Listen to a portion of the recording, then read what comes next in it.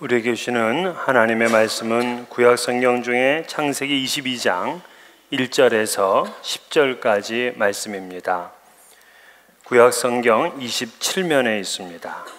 창세기 22장 1절에서 10절까지 이 계시의 말씀을 봉독할 때 살아계신 하나님의 음성을 들을 수 있기를 바랍니다. 그 일 후에 하나님이 아브라함을 시험하시려고 그를 부르시되 아브라함아 하시니 그가 이르되 내가 여기 있나이다. 여호와께서 이르시되 내 아들 내 사랑하는 독자 이삭을 데리고 모리아 땅으로 가서 내가 내게 일러준 한 산 거기서 그를 번제로 드리라. 아브라함이 아침에 일찍 일어나 나귀의 안장을 지우고 두 종과 그의 아들 이삭을 데리고 번제에 쓸 나무를 쪼개어 가지고 떠나 하나님이 자기에게 일러주신 곳으로 가더니 제3일에 아브라함이 눈을 들어 그곳을 멀리 바라본지라. 이에 아브라함이 종들에게 이르되 너희는 나귀와 함께 여기서 기다리라.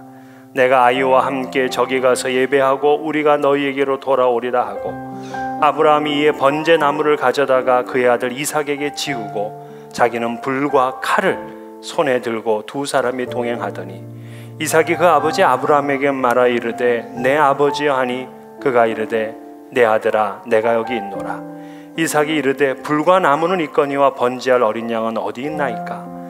아브라함이 이르되 내 아들아 번제할 어린 양은 하나님이 자기를 위하여 친히 준비하시리라 하고 두 사람이 함께 나아가서 하나님이 그에게 일러주신 곳에 이른지라. 이에 아브라함이 그곳에 제단을 쌓고 나무를 벌려놓고 그의 아들 이삭을 결박하여 제단 나무 위에 놓고 손을 내밀어 칼을 잡고 그 아들을 잡으려 하니. 아멘. 여러분은 지금까지 사시면서 이보다 더 좋을 수는 없다 하신 그런 때가 있으셨습니까? 아브라함에게는 틀림없이 그럴 때가 있었을 겁니다. 바로 창세기 21장입니다. 우리가 읽은 본문의 바로 전장이죠. 바로 하나님께서 주시겠다 약속하신 이삭을 얻은 바로 그 이야기가 창세기 21장에 있습니다. 그리고 늘 집안에 그 우한거리라고 할 수 있었던 그 이스마엘, 그의 엄마하고 함께 그 집을 나간 이야기도 창세기 21장에 있습니다. 그리고 늘 두려움과 또 이 경쟁의 대상이 되었던 이 블레셋의 그랄왕 아비멜렉과 평화조약을 맺은 것도 역시 창세기 21장에 있습니다. 창세기 21장은 하나님이 주신 은혜와 기적으로 가득 차 있는 장입니다. 그래서 그 21장 끝날 때쯤 되면 아브라함이 하나님께 단을 쌓고 기념식수를 했습니다. 그러면서 하나님을 기념해서 나무를 심었는데 그 나무를 심으며 영생하시는 하나님의 이름을 불렀습니다. 생각해 보니 아브라함은 갈대아 우르를 떠난 것이 너무나 잘 된 겁니다. 그가 하나님을 선택하고 믿음의 출발을 했기에 이만한 재산도 얻었고 이제는 드디어 남부럽다 할 일이 없죠. 아들까지 얻었습니다. 그러니 하나님을 마음껏 예배하고 싶고 하나님의 이름을 높이 찬송하고 싶습니다. 그런데 바로 그때에 하나님께서는 독자 이삭을 번제로 드리라 하는 명령을 하셨어요. 그토록 오랫동안 기다리게 하셨고 아들을 주셨는데 그리고 이스마엘을 쫓아냈잖아요. 그런데 그 이삭을 번제로 드리라고 하는 겁니다. 왜 이렇게 좋고 이렇게 행복한 타이밍에 하나님께서는 인륜을 저버리는 것 같은 그러한 무시무시한 명령을 하셨을까? 1절에 이렇게 얘기를 합니다. 하나님이 아브라함을 시험하시려고. 하나님의 진심은 아니었습니다. 하나님의 시험이었습니다. 왜 이런 시험을 할까? 지금 이 시험은 순종과 결단의 시험인데요. 창세기 21장에 아브라함은 너무나 하나님의 큰 축복을 받고 하나님께 제단을 쌓고 하나님을 찬양했습니다. 그런데 정말 내가 밖으로 보여진 예배 행위, 그리고 밖으로 드러난 너의 찬양이 너의 마음 진심으로 우러난 것이냐, 네가 진심으로 하나님을 예배하는 사람이냐 하는 것을 하나님이 시험하시고 싶으신 거죠. 그렇습니다. 우리는 하나님을 사랑합니다. 하나님을 경배합니다. 하나님, 이 시간 나는 하나님을 예배합니다라고 수없이 말은 하고 그 자리에 있을 수 있지만 정말 하나님의 명령하심에 100% 절대적으로 순종하는 것은 대단히 어렵습니다. 그런데 하나님께서는 짓궂게도 지금 그것을 테스트하기를 원하는 거예요. 여러분, 우리가 조금 물질을 내놓는 것도 그렇게 어렵잖아요. 그러나 아들을 바치라는 것보다는 내 재산의 10분의 1을 바치라고 하면 힘들지만 그래도 기꺼이 바치겠습니다. 아니, 지금 하던 일을 이제 그만두고 저 중국의 오지에 나가 선교사가 되라, 그것도 한번 해보도록 노력을 하겠습니다. 그러나 아들을 바치는 것, 이거는 불가능한 명령이었어요. 아브라함은 가장 행복한 그 창세기 21장을 딱 지나자마자 엄청난 시험을 받습니다. 여러분, 우리가 살다 보면 여러 가지 시험이 있는데 그 시험이 사탄이 주는 시험도 있고 하나님이 주는 시험도 있어요. 성경에 보면은 아담과 하와를 사탄이 시험합니다. 아간, 사탄이 시험합니다. 가룟 유다, 사탄이 시험합니다. 그러나 이런 사람들만 시험한 것이 아니라 예수님께서 광야에서 40일을 금식하시고 그냥 영성이 충만할 그때도 이 사탄은 시험합니다. 그 사탄의 시험의 목적은 단 한 가지, 넘어뜨림이죠. 그러나 하나님의 시험의 목적은 세우심입니다. 그래서 이 시험이 오히려 유익하고 또 시험을 통해서 우리에게 큰 신앙의 성장을 갖게 되는데, 시험의 유익 크게 나눠서 세 가지를 말씀드리면 이렇게 얘기를 합니다. 첫째는 시험은 우리의 신앙을 깨어있게 만듭니다. 학생들이 시험을 좋아하는 사람이 어디 있겠습니까? 시험이 있기 때문에 그러나 밤잠을 안 자고 공부를 합니다. 그렇잖아요. 평상시에는 일찍 잠들지만 시험 때에는 그래도 시험을 준비하는 그러한 노력을 합니다. 마음을 새롭게 하잖아요. 우리도 그렇습니다. 그냥 평범하게 살 때 하고 시험에 들게 되면 우리가 깨어납니다. 그래서 다시금 우리는 새벽에 일어나서 새벽 기도를 가기도 하고 금식을 하기도 하고 하면서 우리의 그 영성을 깨우는 일을 하게 되죠. 그래서 야고보는 여러 가지 시험을 만나거든 온전히 기쁘게 여기라 그랬어요. 어떻게 시험이 기쁩니까? 시험이 우리를 인내하게 만들고 또 인내하면 더 성숙해지고 온전해서 부족함이 없는 인생이 되기 때문에 시험도 오히려 기쁘게 여기라 하고 우리에게 가르쳤습니다. 두 번째는 시험을 통해서 믿음의 진보가 일어나게 되어 있습니다. 여러분, 우리의 믿음을 성장시키는 그 팩터가 세 가지가 있어요. 첫째는 성령의 감동, 두 번째는 고난, 세 번째는 훈련입니다. 그래서 제가 늘 말씀드리잖아요. 신앙의 성장을 위해서는 성령께서 우리의 삶에 역사를 해주시든가 아니면 고난을 당하시든가 아니면 훈련을 하시든가, 그 셋 중에 하나를 택해야 되는데 제가 그래도 우리 교인회에서 고난 당하게 해주십시오라고 기도할 수는 없잖아요. 성령의 감동을 주시라고 기도는 하는데 그건 성령님 마음이야. 그러니까 남은 건 한 가지, 우리의 믿음을 성장시키려면 훈련하는 거예요. 그런데 때로는 우리의 인생에 많은 고난이 있습니다. 근데 그 고난이 우리의 믿음의 깊이를 더해준다고요. 우리는 시험이 싫습니다마는 다윗은 시험을 받게 해달라고 기도해요. 시편 26편 2절, 여호와여 나를 살피시고 시험하사 내 뜻과 내 양심을 단련하소서. 아니, 시험이 얼마나 우리는 싫습니까? 그러나 다윗은 내가 얼마나 하나님을 의지하고 흔들리지 않는 그런 신앙을 갖고 있는지 나를 시험해 달라. 그래서 나를 단련시켜 달라. 이렇게 기도를 합니다. 욥도 고난을 당해 보니까는 그가 나를 단련하신 후에는 내가 순금같이 나오리라 하는 그런 믿음의 고백을 했습니다.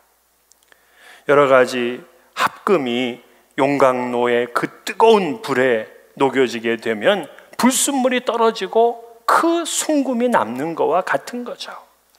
우리도 고난을 당해보면 그래서 믿음의 깊이가 더 깊어져 가는 것을 알 수가 있습니다.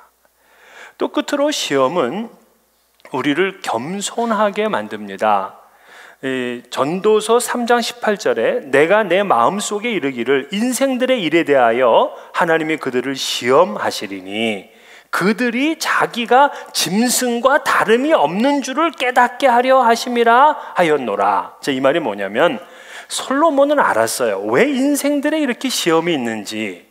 시험을 받게 되니까 짐승이나 나나 똑같은 피조물이구나 하는 그러한 겸손한 마음을 갖게 되더라, 이 얘기입니다.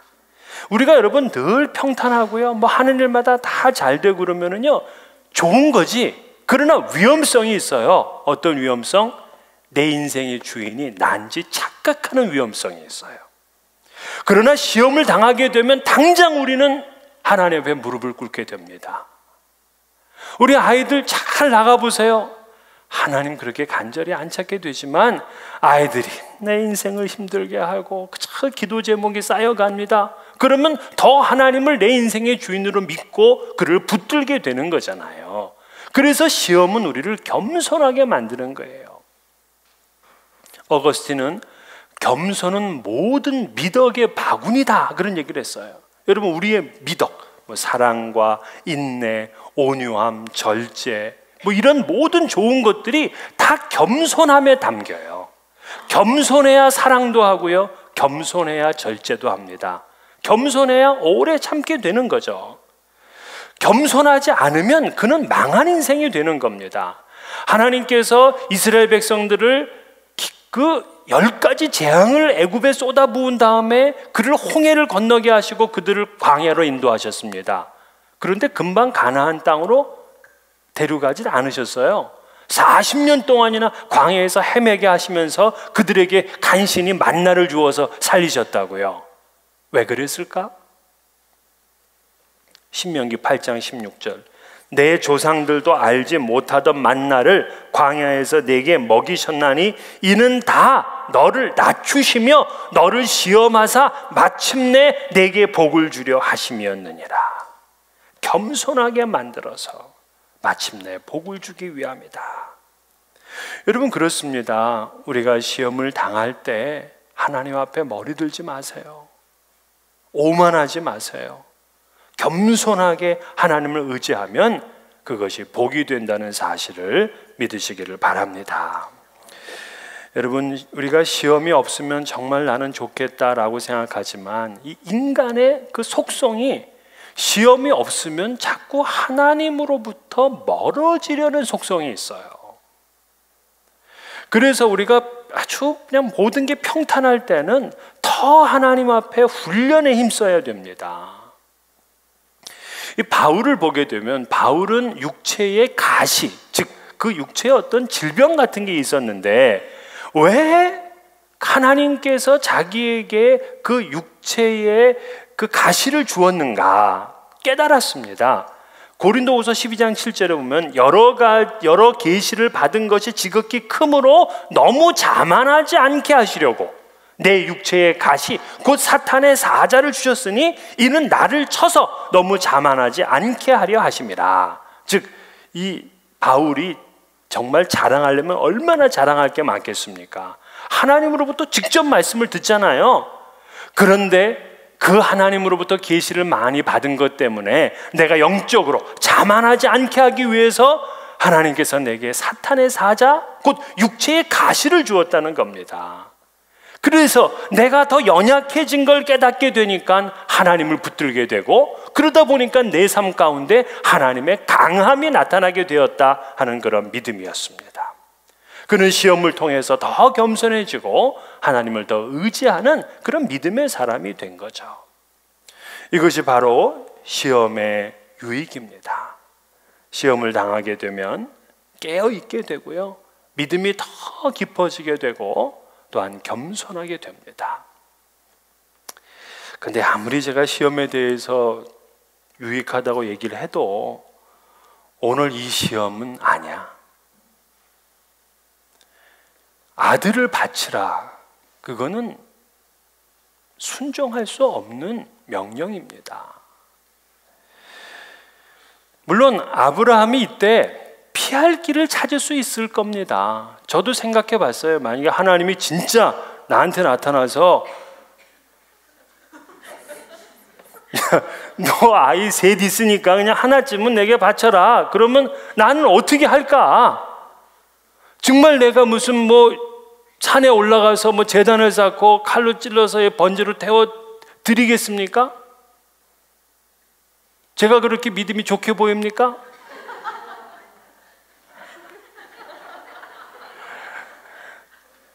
안 돼. 이건 안 되는 거예요. 그러면 이럴 수 있어. 하나님께서 이 아이를 번제로 바치라고 하는 것은 이 아이를 주님께서 인생을 받으시고 싶어 하는 건데, 제 아들을 목사로 만들겠습니다. 그래서 일생을 주님을 위해 살도록 하겠습니다. 이 정도 괜찮잖아요. 아니면 그 말씀을 들었다면 이거 잘못 들은 거야 하고 그냥 모른 척 해버리면 돼요. 많이들 그렇게 하시잖아요.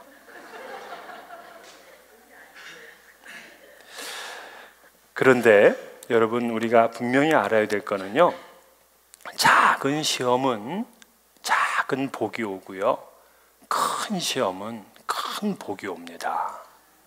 지금 이 아브라함은 엄청난 시험을 당했는데 그는 잘못 들은 척 하질 않았어요. 그는 다른 어떤 대안으로 하나님 앞에 협상을 하려고 하질 않았습니다. 그는 그대로 말씀에 순종했어요. 핑계를 대질 않았습니다. 이유를 달질 않았습니다. 이러한 순종으로 인해서 그는 하나님의 벗이다 하는 그런 인정을 받게 됩니다. 야고보서 2장 22절 23절 내가 보거니와 믿음이 그의 행함과 함께 일하고 행함으로 믿음이 온전하게 되었느니라. 이에 성경에 이른바 아브라함이 하나님을 믿으니 이것을 의로 여기셨다는 말씀이 이루어졌고 그는 하나님의 벗이라 칭함을 받았나니. 그는 시험에 대해서 끝까지 순종함으로 주님께서 그를 벗으로 여기는 복을 받았습니다. 그러면 우리도 지금까지 하나님을 예배하고 하나님께 단을 쌓는 사람들이죠. 그러나 정말 이 아브라함의 믿음같이 된다는 것은 어떠한 믿음의 모습을 갖는 것인가? 그 첫째가 아브라함의 믿음은 어떤 믿음이었냐면 즉각 순종하는 믿음이었습니다. 이렇게도 생각해 볼 수 있잖아요. 하나님께서 갈대아 우르에 있을 때에 아브라함에게 내가 너로 큰 민족을 이루게 하시겠다라고 말씀하시고는 실제로는 이삭을 25년 만에 주셨다고. 하나님이 약속하시고 25년 만에. 그러면 아브라함도 바치겠습니다. 25년 뒤에. 괜찮잖아요. 그러나 그는 즉각 순종을 했어요. 3절에 보니까 아브라함이 아침에 일찍이 일어나 하나님이 자기에게 일러주신 곳으로 가더니 그는 하나님의 명령에 순종하기 위해서 아침에 일찍 일어났습니다. 여러분, 신앙 위인들의 특징, 왜 그들이 신앙의 위인으로 그렇게 정말 멋진 인생을 살 수 있었는가 하면은 순종을 나중으로 미루지 않는다는 거예요. 이들은 시간을 놓치질 않습니다. 이 엘빈 토플러가 부의 미래라는 그런 아주 굉장한 책을 썼죠. 그러면서 미래의 부는 시간, 공간, 지식, 이 세 가지가 가장 핵심적인 요인이 될 것이다 하고 그렇게 예언을 했습니다. 그러니까 즉 시간을 많이 투자한 사람이 돈을 많이 벌 수 있는 거죠. 그래서 우리 과거에 미국은 아주 철저하게 이 9 to 6였어요. 9시에 문 열고 6시에 문 닫고, 그러다가 이 7-11 7시에 문 열어가지고 11시까지 일을 해. 그러니까 7-11이 그냥 막 돈을 쓸기 시작하는 겁니다. 그랬더니 어떻게 이제는 24시간에. 그래서 피트니스 클럽도 24시간, 심지어 미장원도 24시간 하는 데도 있습니다. 삼겹살집 24시간. 많은 시간을 투자합니다. 그러면서 한국에 이 부자학회라는 그런 단체가 있습니다. 그 부자학회에서 방송을 하는데 그 부자가 되는 3가지 방법을 알려주더라고요. 가르쳐 드릴까요?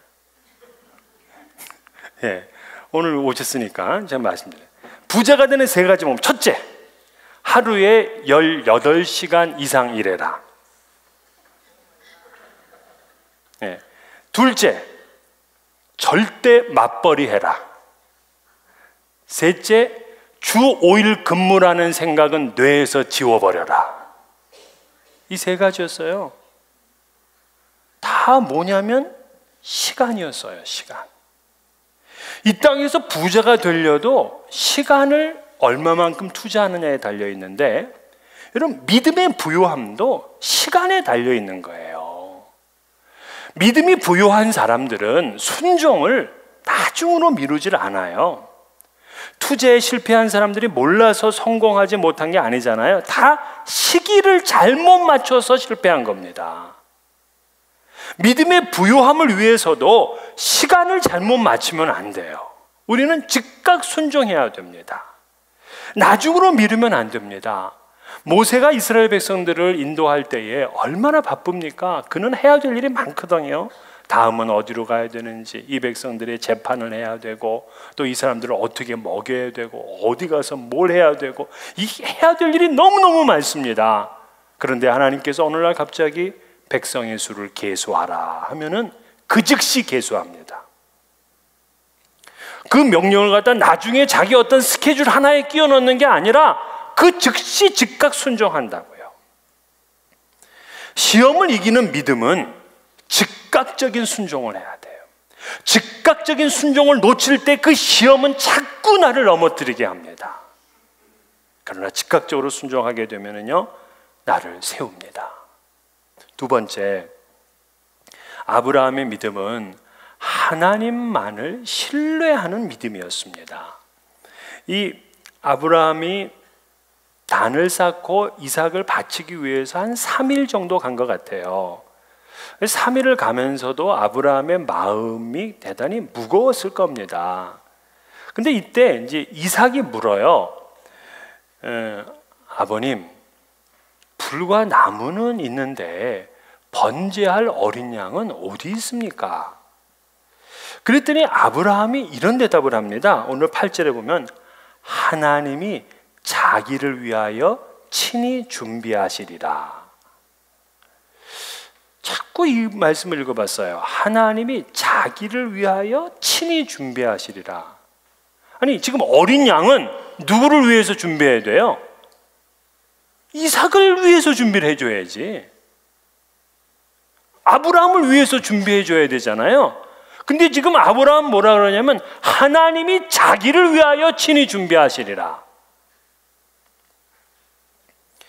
자기를 위하여. 왜 자기를 위하여라고 했을까? 이 말은 뭐냐면 하나님이 나의 가정을 위하여 일을 하신다고 한다면 하나님이 나의 가정을 안위해 주시면 끝이야. 하나님이 이삭을 위해서 준비를 안 해주시면 끝이야. 그러나 하나님이 자기를 위하여 준비하셔야 되는 거라면 해야 돼. 거기는 하나님의 명예와 하나님의 약속과 하나님의 모든 게 달려져 있으니까. 그래서 이 아브라함은 지금 이삭을 위해서도 아니고 나를 위해서도 아니고 하나님 자신을 위해서 친히 준비해 주실 것이다. 왜? 하나님께서는 이삭을 통해서 큰 민족을 이루겠다 나한테 약속하셨으니까 그분은 스스로 그 약속을 지키기 위해서 그 일을 행하실 것이다는 이러한 분명한 믿음을 가졌던 것입니다. 그래서 내가 지금 죽여도 하나님은 이를 살리실 거야 하는 그런 믿음을 가졌어요. 그래서 신약의 많은 신약 성경의 저자들이 이 믿음을 높이 산 것입니다. 그래서 히브리서 기자도 히브리서 11장 19절 그가 하나님의 능히 이삭을 죽은 자 가운데서 다시 살리실 줄로 생각한지라. 믿음으로 이삭을 바칠 수 있었던 것은 그가 하나님을 온전히 신뢰하였고 하나님이 죽은 자 가운데서 다시 살리실 것을 믿었기 때문에 그런 거죠. 바울도 마찬가지. 바울도 로마서 4장 17절에 그가 믿은 바 하나님은 죽은 자를 살리시며 없는 것을 있는 것으로 부르시는 이시니라. 하나님이 무에서 유를 창조하신 분이십니다. 하나님이 죽은 자 가운데서 다시 부활시키시는 분이십니다. 이걸 믿으니까 아브라함은 그냥 이삭을 바치는 일에도 기꺼이 순종하는 거죠. 마지막 세 번째로 이 아브라함의 믿음은 어떤 믿음이냐면 이삭보다도 하나님을 더 사랑하는 믿음이에요. 사실 이 시험은 순종의 믿음, 순종의 시험이잖아요. 그런데 좀 더 깊이 생각해 보면 이건 사랑의 시험인 거예요. 그래서 3절에 보게 되면 하나님이 이삭을 바치라 할 때 뭐라고 얘기하냐면 내 아들, 내 사랑하는 독자 이삭을 모리아 산으로 데려가서 번제로 바치라 그렇게 얘기를 해요. 내 아들, 내 사랑하는 독자. 이 말에 굉장한 이 긴장감이 있는 겁니다. 그러니까 지금 아브라함이 제단을 쌓고 하나님 앞에 기념식수를 하고 하나님 사랑합니다, 하나님 찬양합니다 이렇게 백날 얘기는 했지만 정말 네가 네 자식까지도 바칠 수 있을 만큼 나를 더 사랑하느냐 하는 그런 사랑의 시험이죠. 우리가 여러분 왜 순종하지 못하는 줄 아십니까? 하나님을 최고로 사랑하지 않기 때문이죠. 하나님보다 더 사랑하는 그 무언가가 있기 때문에 우리가 하나님 앞에 순종하지 못하는 거거든요. 인간은 소유지향적이에요. 그래서 이 자기 손에 들어오게 되면 이상하게 애정이 생기고요, 사랑이 생깁니다. 백화점이나 혹시 여기 이제 좋은 무슨 가게 같은 데 가면 쇼윈도우에 아주 멋진 그런 옷들 걸려 있잖아요. 여러분 그 옷 막 사랑이 됩니까? 그거 안 돼. 왜? 그건 내게 아니거든요. 그런데 그 가게에 들어가서 돈을 주고 그 옷을 사는 순간 이젠 내 거야. 그럼 막 옷을 사랑해. 내 여동생이 그 옷을 입고 나갔다. 미쳐. 이거 내가 사랑하는 옷이거든. 이거 건들면 안 된단 말이에요. 여러분 여기 집들이 얼마나 멋있는 집들이 많습니까? 그 집 사랑합니까? 안 해. 그러나 내가 페이를 하고 이걸 내가 내 집으로 사는 순간 이 집을 사랑한다고요. 왜? 내 손에 들어왔으니까. 제가 은행을 다녔잖아요. 은행 다니는데 은행에 제가 매일 만지는 돈이 몇십억이라고요. 몇십억. 그런 사람이었어요. 근데 이 돈이 아무리 이렇게 쌓여도 사랑이 안 돼. 그런데 내가 한 달 일하고 나서 월급일 날 그 얼마 그 쥐꼬리만큼 들어오는 그 돈이 내 통장에 딱 들어오게 되면 누구도 못 건드려. 사랑하거든요. 이삭이 없을 때는 뭐 100명도 바치지. 그러나 이삭이 내 손에 들어오게 되면 바칠 수 없는 겁니다.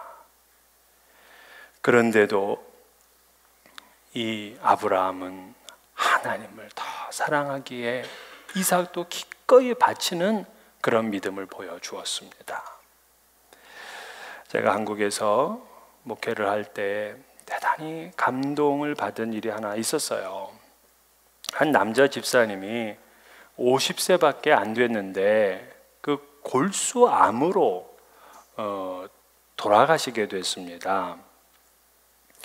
근데 그 집사님에게는 이제 부인이 있고, 그리고 이제 초등학교 다니는 아이가 있었어요. 그래서 우리가 그분 가정이 좀 어려운 가정이었기 때문에 굉장히 많이 기도를 했습니다. 뭐 그냥 온 교인이 몇 년간을 기도한 거예요.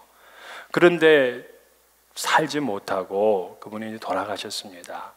돌아가시고 나니까는 그 여집사님을 보는 것 자체가 참 좀 민망스러웠어요. 내가 뭐 더 열심히 기도하지 못한 것 같은 그런 마음도 들고 죄송스러웠어요. 근데 어느 날 그 여집사님이 헌금 주머니에 헌금 봉투와 함께 이 메모를 하나 적어 두셨습니다. 그래서 이제 우리 그 계수하시는 분이 그 메모지를 저한테 가져온 거예요. 그걸 제가 한번 읽어드리겠습니다. 이렇게 썼어요. 주님 받으시옵소서. 고 강기철 집사는 투병 중에 있으면서 교회 성도님들의 너무나도 많은 사랑을 받았고 그 또한 교회를 무척이나 사랑했습니다. 그래서 성전 건축에 큰 관심을 가졌고 그것을 위해 간절한 기도를 잊지 않았습니다. 인간의 생각과 방법으로는 이해와 납득이 안 갔지만 우리 가족은 2006년도 성전 건축 헌금 작정 시에 비록 큰 액수는 아니지만 믿음으로 요단강을 건넜습니다. 그때도 어려운 형편에서도 이제 감당을 했습니다. 이제 성민 아빠는 이 세상에 있지 않지만 하늘에서 교회의 성전 건축을 위해 간절히 기도하고 있음을 믿습니다. 성민 아빠의 몸 가로 열고 사망보험금을 약수교회 성전 건축을 위해 하나님께 바칩니다. 하나님의 간섭 가운데 하나님의 영광이 가득 찬 아름다운 성전이 지어지길 간절히 바랍니다. 주님 받으시옵소서. 그리고 하나님과 약속을 지키게 해주심을 또한 감사드립니다. 물론 이 여집사님보다 10배, 30배, 100배 이상 건축헌금을 하신 분도 있었어요.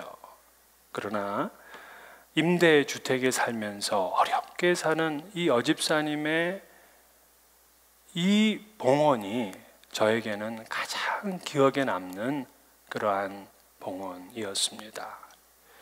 그 돈은 남편을 잃고 또 아빠를 잃은 이 가정에 꼭 필요한 돈이었는데 남편이 죽은 그 사망보험금을 하나님 앞에 드리면서 남편을 하나님께 드립니다 하는 그 문구가 제게 가슴 뭉클하게 하면서 저도 눈물을 확 쏟았던 적이 있습니다. 정말 하나님을 사랑하는 분이시구나 하는 그러한 마음이 들었죠. 사랑하는 성도 여러분, 시험을 당하고 있습니까?